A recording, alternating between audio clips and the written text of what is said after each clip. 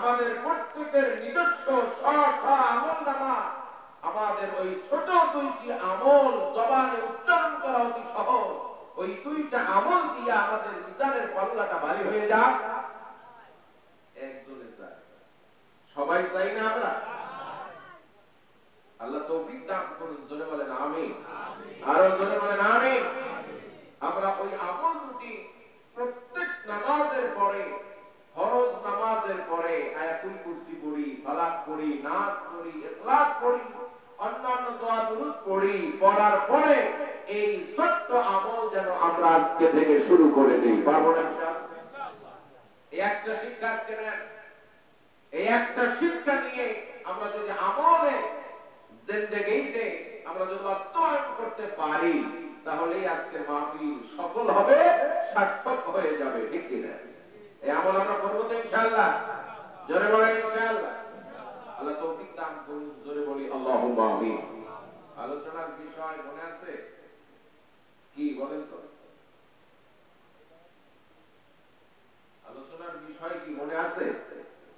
উম্মতে মুহাম্মাদী শ্রেষ্ঠত্ব। বলেন না সবাই, উম্মতে মুহাম্মাদী। উম্মতে মুহাম্মাদী কারা? একটু জোরে বলেন, লজ্জা পাচ্ছেন নাকি? জোরে বলেন। ভুল হবে অথবা সঠিক হবে, হবে তো একটা।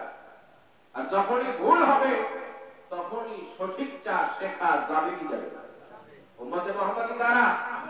জোরে চিল্লায় বলেন কারা? আমরা উম্মতে মুহাম্মাদী। আমরা আমরা অন্তর কলিজা আমাদের দিল প্রশান্ত যে আমাদের এই পরিচয় আল্লাহ তাআলা দান করেছেন। কে দান করেছেন? এই পরিচয় কি আমরা গায়ের জোরে ধারণ করেছি না আল্লাহ তাআলা দিয়েছেন? উম্মতে মুহাম্মাদী, উম্মাতুন মুহাম্মাদিয়া।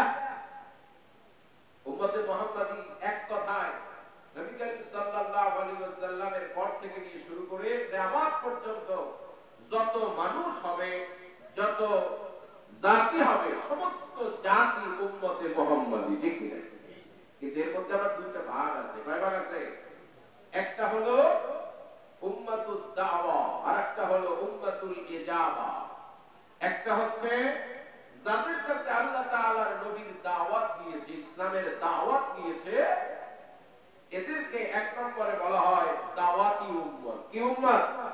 দাওয়াতি উম্মত। দাওয়াত পেয়েছে, মুসলমান হোক অথবা অমুসলিম থাকুক, দাওয়াত দিয়েছে যার কাছে, সেও উম্মতে মুহাম্মাদী। কিন্তু তার পরিচয়টা হচ্ছে উম্মাতুদ দাওয়া, দাওয়াত প্রাপ্ত উম্মত।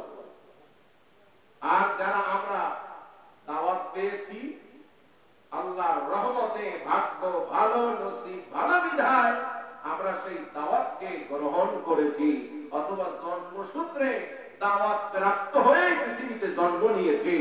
আমরা হলাম উম্মাতুল ইজাবা, সাড়া দানকারী উম্মত। জোরে বলেন সুবহানাল্লাহ। শ্রেষ্ঠত্ব দুই গ্রুপের জন্য নয়।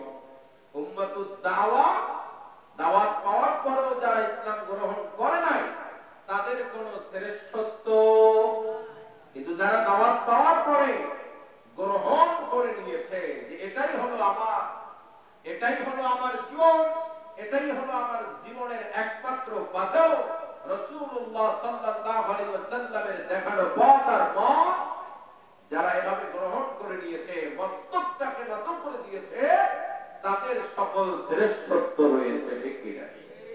আল্লাহ রাব্বুল আলামিন তাদেরকে উদ্দেশ্য করেই বলছেন, সূরাত আলে ইমরান। কোন সূরা? জোরে বলেন। সূরাত আলে ইমরান 110 নম্বর আয়াত। কয় নম্বর আয়াত? আল্লাহ রাব্বুল আলামিন এখানে বলছেন, কুনতুম খায়রা উম্মাহ, তোমরাই হচ্ছ সর্বশ্রেষ্ঠ উম্মত জাতি, তোমরাই শ্রেষ্ঠতম উম্মত, শ্রেষ্ঠতম জাতি। এখানে সবাইকে বলা হয় নাই, যারা দাওয়াত পেয়ে দাওয়াত গ্রহণ করে নিয়েছে তাদেরকেই আল্লাহ তাআলা ইন্ডিকেট করে বলেছেন তোমরাই হলে সর্বশ্রেষ্ঠ জাতি। জোরে বলেন সুবহানাল্লাহ। আল্লাহ রাব্বুল আলামিনের হাবিব বিশ্ব নবী সাল্লাল্লাহু আলাইহি ওয়াসাল্লাম তিনিও আল্লাহ সুবহানাহু ওয়া তাআলার পক্ষ থেকে মর্মপ্রাপ্ত হয়ে তিনি উম্মতে মুহাম্মাদীকে শ্রেষ্ঠত্বের আসনটা দান করেছেন। জোরে বলেন সুবহানাল্লাহ।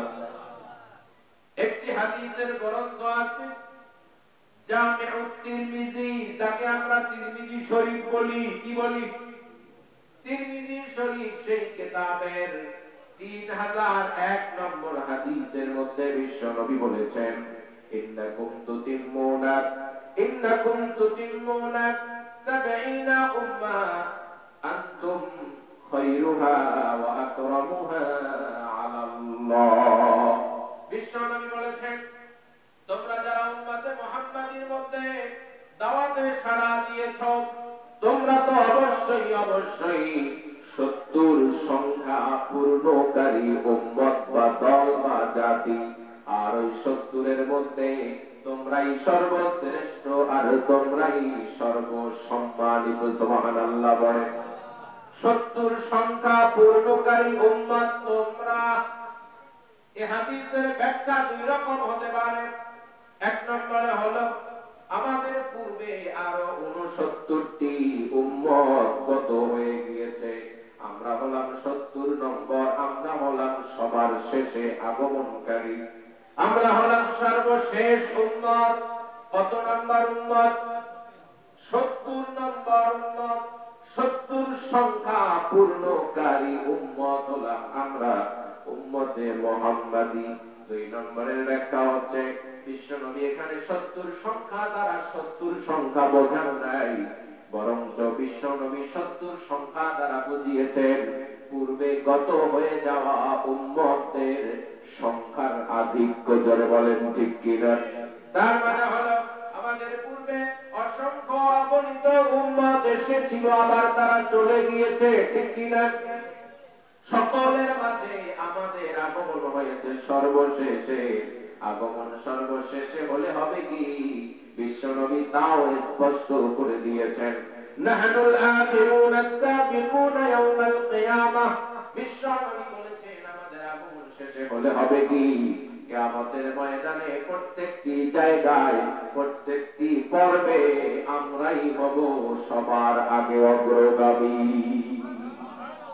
বিশ্বনবী বলেছেন জুইলাত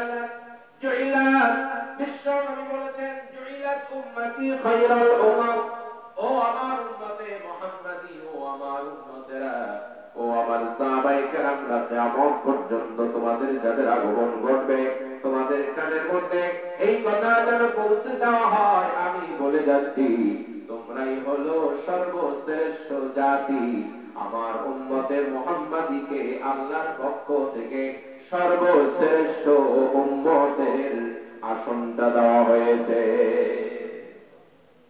কোরআন কারীমের মধ্যে 70 সংখ্যার একটা ব্যবহার আছে, আছে না? মুনাফিক যারা, কারা? যারা মুনাফিক, নবী করিম সাল্লাল্লাহু আলাইহি ওয়াসাল্লামকে আল্লাহ তাআলা একটি আয়াত নাযিল করে বিশ্বনবীকে একটি বিষয় জানিয়ে দিয়েছেন। বিশ্বনবী যখন আব্দুল্লাহ ইবনে উবাই ইবনে সালুল মুনাফিক সরদার ছিলেন, এই আল্লাহর বান্দার ছিলেন, জান্নাতুল ফেরদাউসে চলে গেছে, তাই না?